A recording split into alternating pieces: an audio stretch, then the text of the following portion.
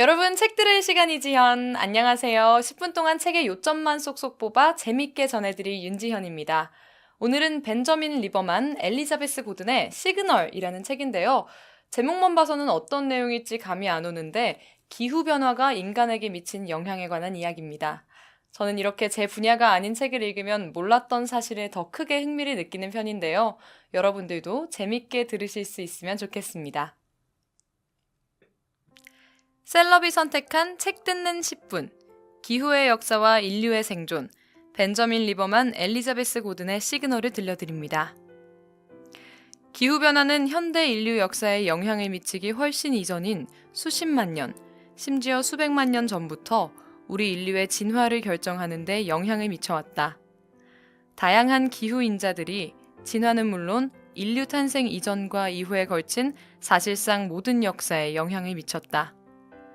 기후변화는 인류가 진화하는 동안 여러 형태로 나타났다. 아프리카가 추워지고 건조해지면서 열대우림은 축소됐고, 따라서 더 넓은 덤불숲에서 식량을 찾아낼 수 있게 된 인간이 생존에 유리해졌다. 먹거리를 찾기 위해 먼 거리를 이동할 수 있는 개체, 의사소통에 더 능하고 협력적으로 일할 수 있는 개체가 우위를 차지하게 된 것이다. 아프리카 서식지의 기온 강하는 영장류가 출현하고 이후에 호모 에렉투스가 출현하게 된 주요한 원동력이었다. 빙하기와 간빙기의 교차 패턴은 호모 에렉투스와 호모 사피엔스 혹은 우리 인간과 가까운 인류종들에 영향을 미쳤다. 빙상이 물을 가두면서 만들어진 육지다리는 인류가 아프리카에서 벗어나 외부로 확산하는 것을 도왔다. 반면에 최대 빙하기는 인류가 번성할 수 있는 지역을 축소하기도 했다. 잡식이 가능한 인간은 육식동물에게 배워 사냥 범위를 넓히고 사냥감에 집중하는 능력을 갖추었다.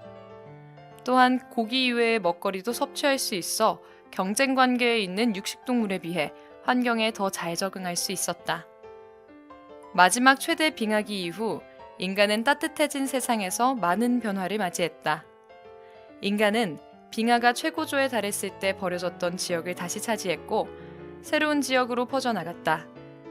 12,000여 년 전에는 짧지만 급작스럽게 거의 빙하기 상태로 되돌아간 영거 드라이아스 시기를 경험했으나 10,000년 전부터 지구의 기후는 비교적 안정된 시기로 진입했다. 영거 드라이아스의 종식과 함께 다시 시작된 온난화 추세는 농업이 확대돼 농업사회가 등장할 수 있는 쾌적한 조건을 조성했다. 수렵 채집인으로 살았던 인류종의 후손들은 차츰 농부가 되어갔다. 수렵 채집인들이 순식간에 사라진 것은 아니었지만 농사를 지으며 군집하는 복잡한 사회에서 생활하는 인구 비중이 늘어났다. 청동기 시대부터 철기 시대까지의 기후는 복합 사회와 문명의 출현을 도왔고 농경에 전반적으로 유리한 조건을 제공했다.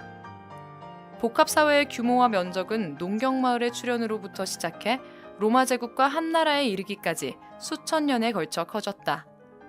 그러나 여러 차례 기후변동이 계속됐고 건조화 추세는 심각한 도전을 안겨줬다.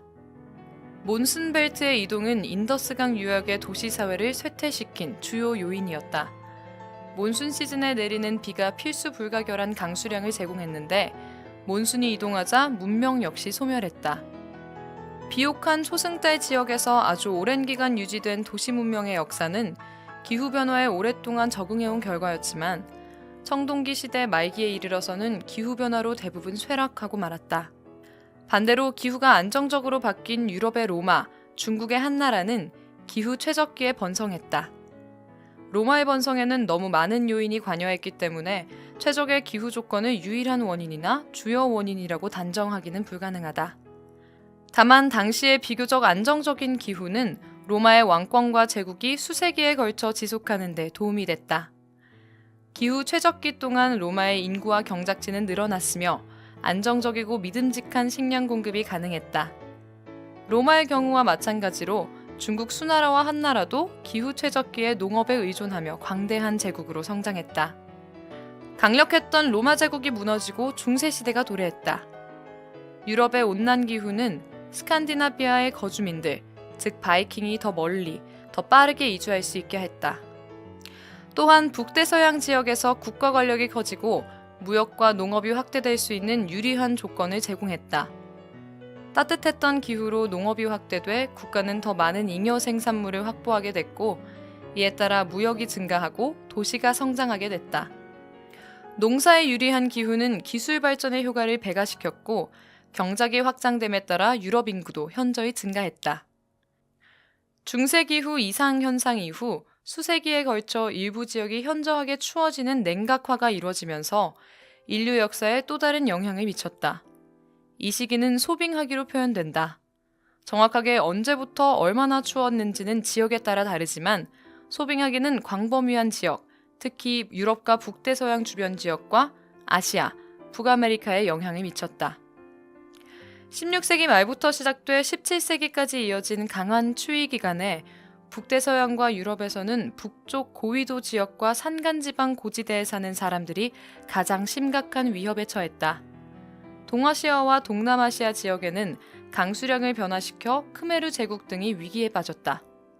추위는 기근을 악화시켰고 중국에서는 가뭄이 명나라의 여러 어려움을 가중했다. 동시에 오랜 소빙하기 동안 일부 지역과 국가는 기후와 상관없이 성장하기도 했다. 예를 들어 네덜란드는 17세기의 위기 속에서도 번영했다. 이처럼 근대 초기의 유럽 국가들은 기근의 위협에 대처할 수 있는 능력에서 큰 차이를 보였다. 산업혁명과 화석연료에 기반을 둔 전 세계적 경제 발전은 인간 사회를 변화시켰다.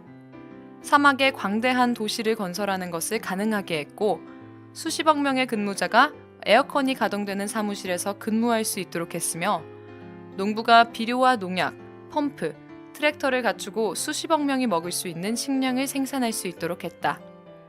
몇천 년 동안 상대적으로 안정적이었던 기후 덕에 인간 사회는 크게 발전할 수 있었다. 하지만 산업화와 세계화, 인구 증가와 같은 복수의 물결에 의해 증가하는 이산화탄소 배출은 인간 사회를 기후 충격에 더 취약하게 만들었다. 인간이 만든 기후변화는 지구의 평균 기온을 크게 상승시켰다. 특히 고위도 지역은 빠른 속도로 온도가 상승하고 있다. 예를 들어 알래스카의 해안 침식은 그 지역 사회를 위험에 빠뜨렸고, 실제로 21세기 초에는 몇몇 알래스카 마을이 마을 전체를 이전할 계획을 추진했다. 세계의 해양도 대륙과 같은 추세를 보인다. 1970년대 이후 해수면 온도가 꾸준히 상승하고 있는데 1980년대 이후로는 더욱 뚜렷한 온난화 현상이 나타나고 있다. 해양 온도의 상승은 해수면 상승만이 아니라 해양 생물에도 영향을 미친다. 바다가 따뜻해지자 이미 어류의 움직임은 크게 변했으며 수온 변화에 민감한 어류를 위험에 빠뜨리고 있다. 기후변화는 해수면 상승을 가져왔다. 1880년 이후로 해수면은 200mm 이상 상승했는데 지구 해수면 상승에는 두 가지 주요 원인이 있다. 하나는 만년설과 빙하가 녹기 때문인데 현재 관찰된 해수면 상승의 약 3분의 2가 이로 인한 것이다. 다른 하나는 물이 따뜻해지면서 부피가 늘어나는 열팽창 효과다.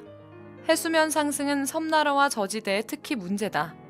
세계 인구의 40%에서 44%에 이르는 사람들이 해안에 살고 있어서 해수면 상승은 이미 심각한 영향을 미치고 있다. 극단적인 기후가 훨씬 더 파괴적으로 변화하면서 적응이라는 새로운 개념에 관심이 쏠리게 됐다. 전 세계의 여러 사회는 가뭄에 대응하기 위해 다양한 방법을 동원해 필사적으로 물 사용량을 줄여나가고 있다. 해수면 상승에 적응하는 방안으로는 습지 복원에서부터 건물 지반 높이기, 대형 폭풍 장벽 만들기 등이 있다. 이러한 기후 적응이 새로운 기회를 만들기도 한다. 일부 지역은 곡물 생산에 유리한 환경으로 바뀌고 있으며 북극 빙하가 녹으면서 화물선의 북서항로 운항에 새로운 관심이 집중되고 있다. 또한 에너지 채굴업체들은 북극에 매장된 석유와 가스, 광물을 찾고 있다. 기후과학자들은 온실가스 배출이 지구의 기후 시스템을 어떻게 바꿀지 예측하기 위해 일련의 지구 기후 모델을 사용한다. 다양한 온실가스 배출 상황에 따라 미래의 기후 변화를 산정하기 위해서다. 이 시나리오에 따르면 우리가 현재와 같은 온실가스 배출 형태를 유지할 때 예상되는 미래의 기후는 참혹하다. 온실가스 배출 농도가 높게 유지되면 21세기 말에는 지구의 평균 기온이 3도씨 이상 상승하게 되는데 이는 인류 역사상 겪어보지 못한 수준이 될 것이다. 기후변화와 인류 역사는 너무나 밀접하게 연결돼 있어서 하나씩 분리해 생각할 수 없다. 예상되는 미래의 심각한 기후변화는 수천 년이 아닌 인간의 평균 수명보다 훨씬 짧은 기간 내에 찾아오게 된다. 이미 인간이 사용하는 에너지원이 기후변화의 주요 인자가 됐기 때문에 현재 그리고 미래의 인간이 사용하는 에너지원이 무엇이냐에 따라 기후변화를 맞게 될 것이다.